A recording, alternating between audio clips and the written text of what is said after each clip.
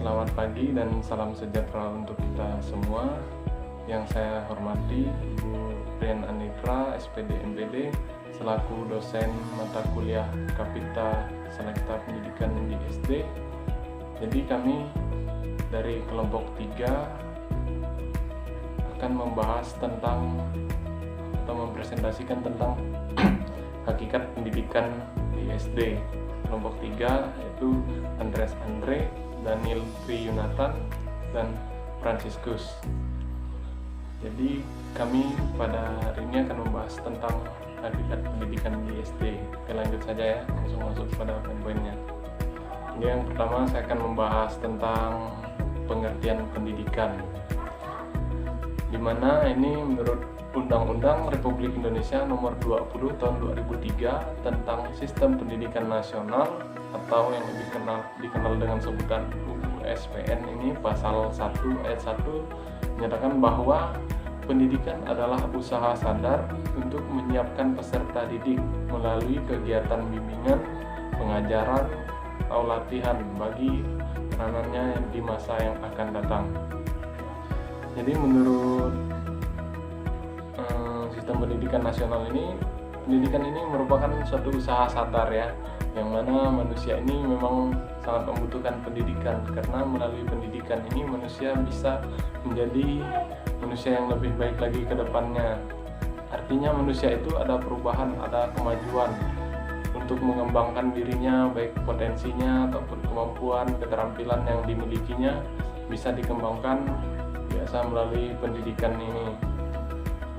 Nah, melalui pendidikan ini bukan hanya saja pengetahuan, tetapi bisa juga memperoleh keterampilan untuk mengembangkan segala potensi yang dimiliki. Pendidikan ini juga dapat mengembangkan potensi secara optimal, yaitu pengembangan potensi individu dalam aspek fisik, intelektual atau kecerdasannya, emosional, kemudian sosial, dan spiritual sesuai dengan tahap perkembangan. Jadi tahap-tahapannya itu untuk mengembangkan pendidikan itu ada seperti SD, perkembangan pendidikannya berbeda dengan SMP, SMA, dan seterusnya. Baiklah, selanjutnya kita akan membahas mengenai tujuan pendidikan SD.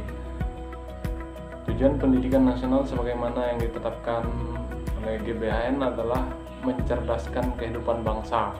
Yang kita ketahui bahwa tujuan ini sudah termuat dalam Undang-Undang Dasar 1945, yaitu untuk mencerdaskan kehidupan bangsa. Jadi pendidikan itu untuk mencerdaskan kehidupan bangsa dan mengembangkan manusia Indonesia seutuhnya, yaitu manusia yang beriman, bertakwa terhadap Tuhan Yang Maha Esa, berbudi pekerti luhur, memiliki pengetahuan, nalar, keterampilan, bisa mengembangkan potensi, serta bisa bertanggung jawab baik di kehidupan bermasyarakat maupun berbangsa dan bernegara. Jadi di tujuan pendidikan ini sudah jelas, selain mengembangkan kecerdasannya, juga dikembangkan segala potensi maupun keterampilan agar bisa menjadi manusia atau warga masyarakat Indonesia seutuhnya. Nah, selanjutnya kita membahas tujuan pendidikan di SD. Nah, untuk SD kan pasti berbeda tujuannya. Untuk SD berbeda, SMP maupun SMA. Nah, jika untuk anak SD, tujuan itu yang pertama memberikan kemampuan seperti menulis, membaca, serta menghitung. Ini sebagai dasar ya, sebagai dasar pembelajaran yang pertama itu seperti menulis. Jadi setelah menulis, belajar membaca, setelah membaca, belajar menghitung, tapi pembelajarannya itu bersifat dasar. Dan yang kedua itu memberikan pengetahuan dan keterampilan dasar yang bermanfaat bagi siswa sesuai dengan tingkat perkembangannya. Di sini dikatakan bahwa tujuannya itu memberikan pengetahuan secara kecerdasannya itu diajarkan seperti pada mata pelajarannya. Tiap mata pelajaran pasti memiliki tujuan. Melalui itulah siswa itu diajarkan pengetahuannya serta juga mengembangkan keterampilan dasar yang dimiliki. Kemudian yang ketiga itu untuk mempersiapkan siswa mengikuti pendidikan selanjutnya seperti SMP. Jadi di SD kan diajarkan dasar-dasarnya, mereka itu dipersiapkan untuk melanjutkan pendidikan selanjutnya seperti SMP, kemudian SMP nanti naik lagi SMA, setelah SMA baru entah ke perguruan tinggi atau masuk bidang lain. Itu adalah tujuan untuk pendidikan. Oke, sekian dari saya. Selanjutnya akan disampaikan oleh Saudara Andreas Andre. Terima kasih. Oke, di sini saya akan melanjutkan penjelasan dari Saudara Franciscus. Jadi yang akan saya jelaskan yaitu tentang fungsi pendidikan dan karakteristik pendidikan. Nah, jadi di sini fungsi pendidikan ada 4, yaitu proses transformasi budaya, yang kedua proses pembentukan pribadi, yang ketiga proses penyiapan warga negara, yang keempat proses penyiapan tenaga kerja. Nah, jadi yang pertama itu adalah proses transformasi budaya. Di sini dapat diartikan sebagai kegiatan pewarisan budaya dari satu generasi ke generasi selanjutnya atau generasi penerus. Nah, terus yang kedua itu adalah proses pembentukan pribadi. Di sini adalah usaha sadar kita untuk menyiapkan peserta didik agar dapat berpikir aktif dan positif, yaitu tidak menyimpang dan lain sebagainya. Nah, terus yang ketiga itu adalah proses penyiapan warga negara. Di sini dapat diartikan sebagai kegiatan yang terencana untuk membekali peserta didik agar menjadi warga negara yang baik. Nah, terus yang keempat itu adalah proses penyiapan tenaga kerja. Jadi di sini membimbing peserta didik sehingga memiliki bekal untuk bekerja nantinya. Jadi tidak susah-susah lagi untuk mencari pekerjaan di mana dan kapanpun. Oke, yang selanjutnya itu adalah karakteristik pendidikan. Nah, di sini ada 5 karakteristik pendidikan. Yang pertama adalah siswa, guru, kurikulum, pembelajaran, gedung dan peralatan pembelajaran. Nah, jadi yang pertama itu adalah siswa. Siswa di sini adalah salah satu peran penting ya dalam pendidikan. Dan kedua itu adalah guru. Jadi guru ini adalah salah satu pembantu siswa agar siswa itu dapat memahami apa yang menjadi salah satu yang harus mereka pelajari. Nah, jadi guru ini sangat-sangat berperan penting lah bagi siswa. Terus yang ketiga itu adalah kurikulum. Kurikulum ini adalah salah satu program yang harus dicapai dalam dunia pendidikan agar pendidikan itu tertata dengan baik dan tercapai tujuannya. Terus yang keempat itu adalah pembelajaran.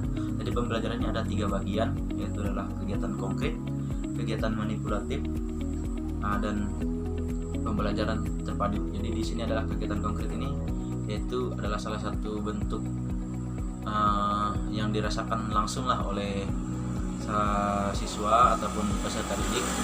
Nah, terus yang kedua itu adalah kegiatan manipulatif. Kegiatan manipulatif ini adalah tergantung kepada gurunya untuk memanipulatif salah satu media pembelajaran untuk dijadikan media pembelajaran yang baik yang dapat diberikan kepada peserta didik. Nah, terus di sini adalah yang ketiga itu adalah pembelajaran terpadu. Jadi di sini pembelajaran terpadu itu adalah menyajikan satu topik secara utuh dan bermakna bagi anak. Nah, jadi dengan cara mengaitkan topik-topik dari berbagai mata pelajaran. Nah, di sini agar satu topik ini dapat bermakna bagi anak. Tetapi adalah gedung dan peralatan pembelajaran. Nah, jadi di sini gedung dan peralatan pembelajaran sangat-sangat berperan penting. Nah, karena kita tahu kan di daerah terpencil itu kan sangat-sangat minim lah untuk peralatan pembelajarannya, dan juga gedungnya kita tahu pasti tidak terlalu kokoh dan membuat para siswa itu tidak merasa nyaman saat melakukan kegiatan pembelajaran. Nah, jadi sekian penjelasan dari saya. Selanjutnya akan dijelaskan oleh Saudara Bang Daniel.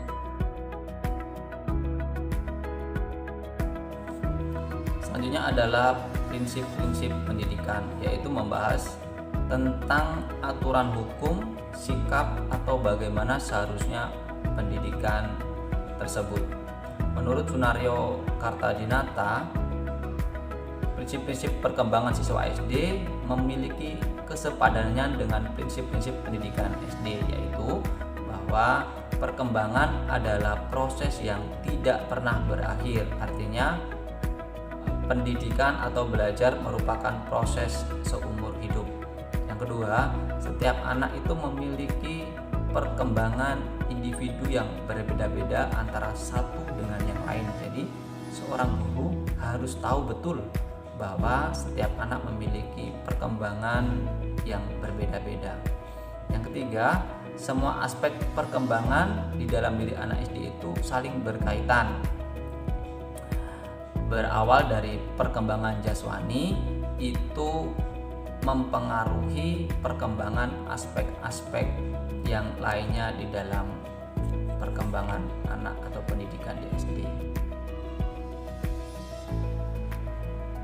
Kemudian aspek keterpaduan perkembangan dan belajar prinsip-prinsip pendidikan. Yang pertama, guru sekolah dasar harus selalu peduli dan memahami anak sebagai keseluruhan. Jadi tidak hanya setengah-setengah, tapi semua aspek perkembangan anak SD itu guru harus benar-benar mengerti, memahami, dan peduli kepada mereka. Dan yang kedua, bahwa kurikulum dan proses pembelajaran di SD itu harus bersifat terpadu atau seperti sekarang ini tematik.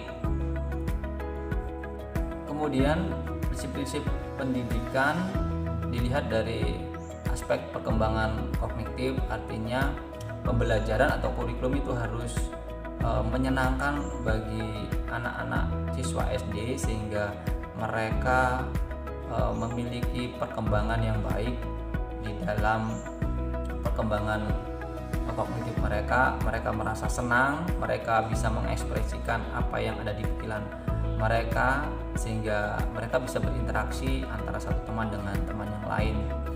Kemudian dari aspek emosional dan juga sosial serta moral, guru perlu mengetahui pentingnya perkembangan hubungan kelompok serta mengembangkan kesempatan dan dukungan bagi setiap anak SD untuk bisa bekerja sama di dalam meningkatkan interaksi antara siswa yang satu dengan siswa yang lainnya.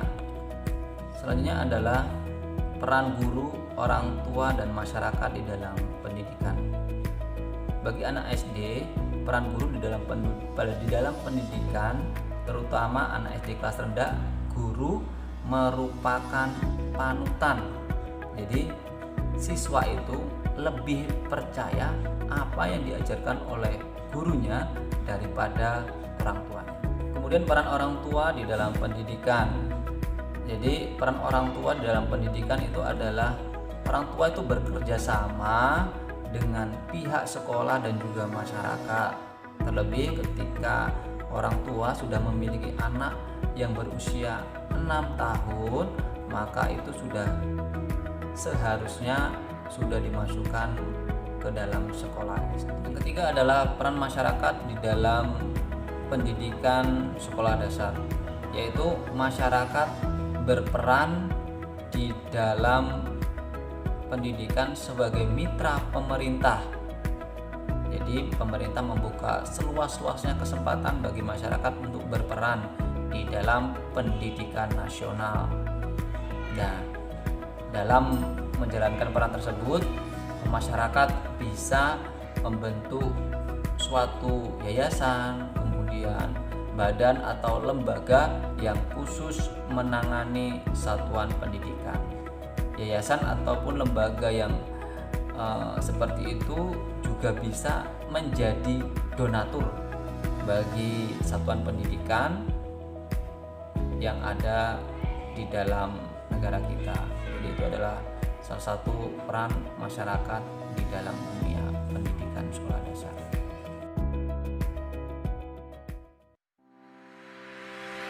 Baik, demikianlah tadi hasil presentasi dari kami kelompok 3 tentang materi hakikat pendidikan di sekolah dasar. Terima kasih kepada dosen pengampu mata kuliah Fakultas Elektra PGSD STKIW Singkawang semester 5, Ibu Rin Andika MPD. Terima kasih juga buat semua teman-teman yang telah mendukung